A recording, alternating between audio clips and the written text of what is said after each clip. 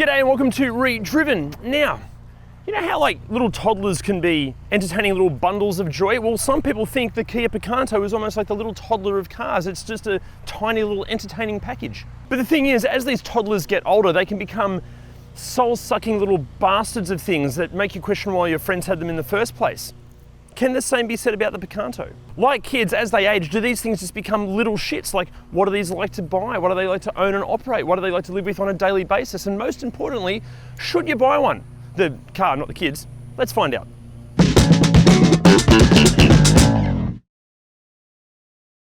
Now, before we get deep into the Picanto, I should mention that in this video, we're going to be focusing on the Australian variants of the third generation JA Picanto. But if you're not from Australia, don't fret, because everything we're going to be going over should relate to Picantos in your local market. Also, to keep this video as objective as we possibly could, we've reached out to various Kia owners groups, we've spoken to Kia specialist mechanics and technicians, we've trawled through what feels like hours of online forums and satisfaction reports and reliability reports. So this video is basically the culmination of all of that and their expertise, information and knowledge.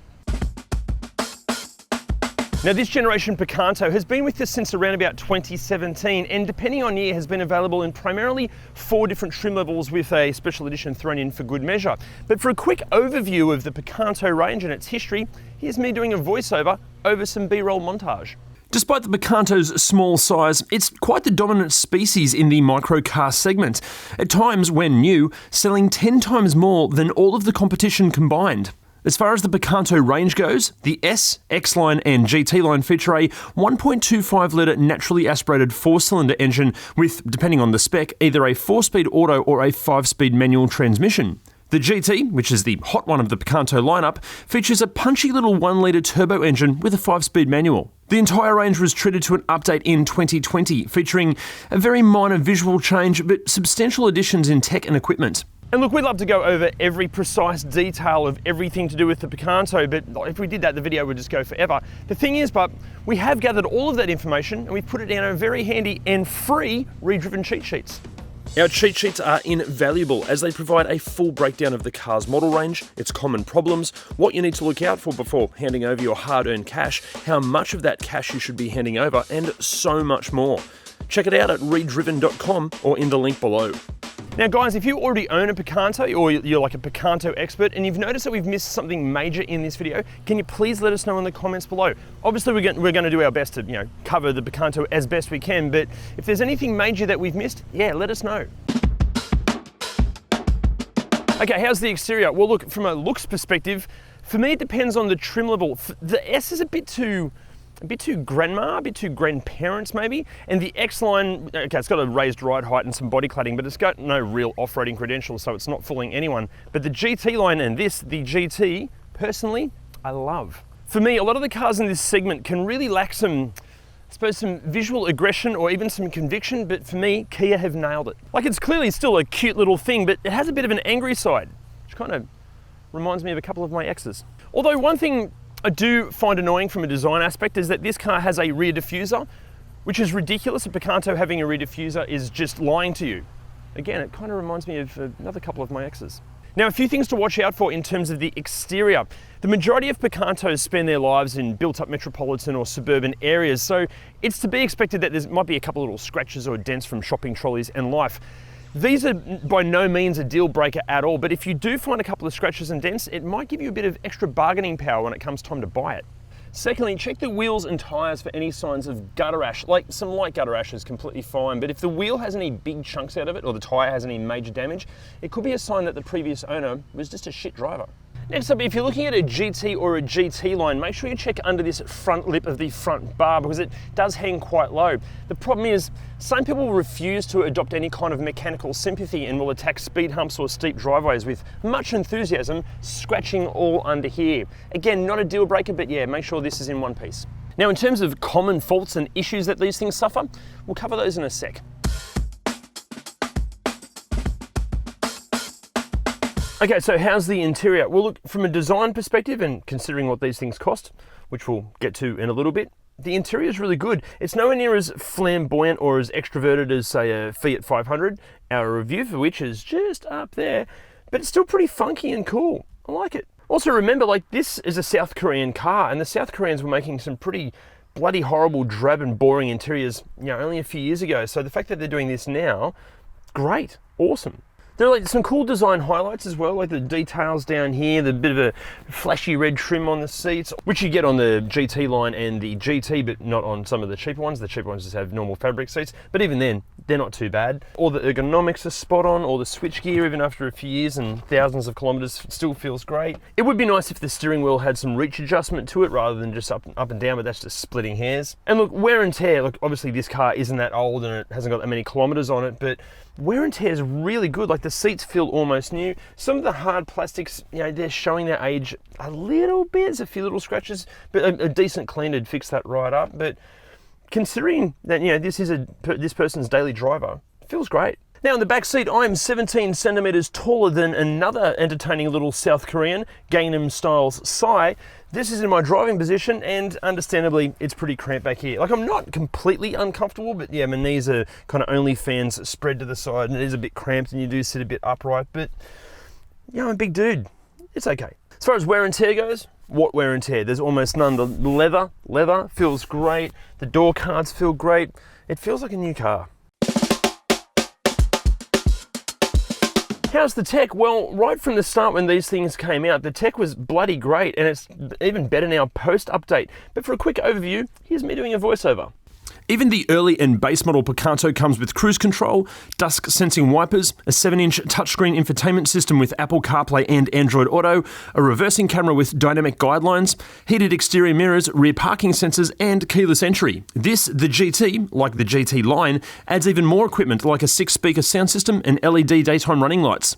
But for the specific details of which Picanto gets what tech, just jump on ReDriven.com and check out the cheat sheets, or click on the link in the description below. So, is it practical? Well, you know what, for a car this size, yeah, like this is quite good boot space. Plus these seats fold down, which is also pretty handy, but I'm really surprised. This is quite comfortable. Well done, Kia. Practicality in the back seat, you've got one map pocket over here and you know, a couple of nooks and crannies on the side doors there, and that's it. And practicality up front, you've got a cute little bin in here. You've got a spot for crap and shit and stuff down there. You've got a spot for your phone here. You've got a spot for your phone here. 2 cup holders that kind of flip out almost like you know those 70s pinball machines? Like that. Really good sized glove box and good sized door bins that hold a ReDriven water bottle. Now guys, if you want one of these ReDriven water bottles or maybe a ReDriven t-shirt, we're thinking about selling these. So if you would like one of these, let us know in the comments. But, also a spot up here for more bits and pieces. Besides that, not much else, but that's pretty good practicality for a car this size. Okay, what goes wrong with these things? Well, we'll get to the mechanical stuff in a second, but first up, let's start with the exterior. Well, it's good news in terms of the exterior. There weren't really, well, we couldn't really find any major common issues as such. There are the odd 1 or 2 sporadic reports of the keyless entry not working or the electric mirrors not adjusting properly, and there was a report that one of these flooded pretty badly when it rained really, really heavily, but guys, not common, super rare, super sporadic. Good news for the exterior. Now, as far as the interior goes with common issues and problems, we did read quite a few reports that the Apple CarPlay can get a bit glitchy and even faulty and just doesn't connect properly. The handbrake on some examples requires like some serious pulling up to get the car to stop rolling away. There are a few reports that the window motors can make some pretty harsh or aggressive mechanical sounds when the windows are going up and down. There are a couple of reports that the leather on the steering wheel, it can kind of start to come unstitched here and just sort of peel away a little bit. No problems with this car, but. Now, I know this might all sound like doom and gloom, but a couple of things. Number one, these are covered under warranty still, so any of those problems will be resolved under warranty, and even though we've put them in our common problems, we're not talking like thousands of reported issues, probably anywhere from 5 to about 12 different reports of those issues going on. So yeah, not common problems as such. Now, before we get into mechanically what can go wrong with these things, can I ask a favor? If you're enjoying this video, can you please hit the like, subscribe, and bell icon button, and maybe share this video as much as you can, because the more you hit those buttons and the more you share this, the more of these videos we can make for you. And guys, that's all we want to do. We want to make great car content for you guys. So yeah, hit the buttons, share the video, that'd be awesome. Okay, now mechanically what goes wrong with these? Well, I'm not a mechanic, so I'm not qualified to tell you, but Jim is. There really isn't that much for me to say here. All the ones we see in the workshop they're all still under warranty, and I think I've only ever had to refer one to the dealership for a warranty repair, and it was a very minor problem. There are a few reports of some core pack failures, but that is a very rare occurrence. If you are looking to buy one, just make sure it does have a good, solid documented service history, so your warranty is still intact. So is it safe? Well, yes, and that's despite initially receiving a 4-star NCAP safety rating. But to explain that in further detail, here's me doing a voiceover as fast as I possibly can. Even though the Picanto comes with 6 airbags, forward crash alert, city speed, autonomous emergency braking, anti-lock brakes, electronic stability control, vehicle stability management, hill start assist control, and seatbelt reminders on all positions, NCAP only awarded the Picanto 4 stars even though the adult occupant protection score was 87%. It was downgraded for its 54% score on the pedestrian detection test. And again, for all of these specific details of which Picanto gets what safety tech, just jump on ReDriven.com and check out that cheat sheet. Okay, so what's it like to drive? Well, look, full transparency here. I love little cars like this, and I was expecting the Picanto GT to be a fun little car, but it has exceeded all of my expectations. Look, I know these things are designed primarily for, built up and metropolitan areas, and these things excel at that. Like, the vision out of it is fantastic, so judging the parameters of the car is really easy. The steering's really light, but it's accurate, so it's super easy to maneuver in and out of tight car parks. Even the power, like, it's not a fast car, but it's got more than enough power for around town. But, like, get it out on, like, these winding country roads where it really should be completely out of its depth. And it's not, it is so much fun. The Australian tuned suspension is super supple, but they're kind of still sporty. Like, it's not high-end performance levels here, but it's still comfortable, yet still nice and controlled. And I love a car that you've got to, that you've got to draw the performance out of it. You can't just put your foot down and hold on for dear life because this thing, it's not very fast, but it doesn't need to be fast. Like, I honestly haven't exceeded the speed limit, and I'm still having an absolute barrel of laughs in this thing. Now look, I know no one is buying one of these as like their go-to performance car, but just know if you need a city car that is still heaps of fun when you want to have a proper go, this thing excels. Speaking of getting the most out of this car, and if you do want to really enjoy your driving, try to get the GT and get it with the manual gearbox, because the non-turbo engine with an automatic is a bit slow. Negatives, well look, the cabin can be a little bit noisy, a little bit rattly, but like so is every car in this segment, especially after a few years and thousands of kilometres. On a long freeway trip, it can get a little bit tiring, and for the non-GT, the non-turbo models, overtaking can require some courage.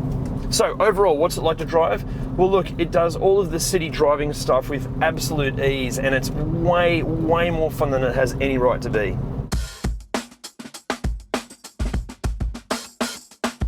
Pricing here in Australia kicks off from around about $10,000 for like an early base spec model with loads of kilometres on it, and tops out at around about $23,000 for a mint condition GT. But it's also really nice to know that thanks to the current used car market and the climate of what the prices are sitting at the moment, it's a pretty safe bet that if you do buy one of these, you're not going to lose any money to depreciation, because some of these are actually asking more than what they cost new. So not an investment as such, but it's good to know. And for the international pricing, here's a graphic.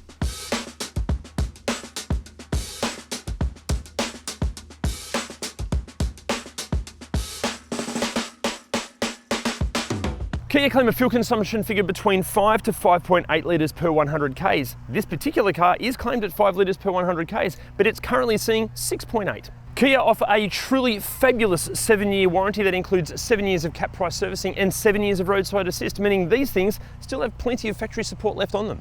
Servicing is recommended at every 12 months or 15,000 Ks, but again, cap price servicing, so yay.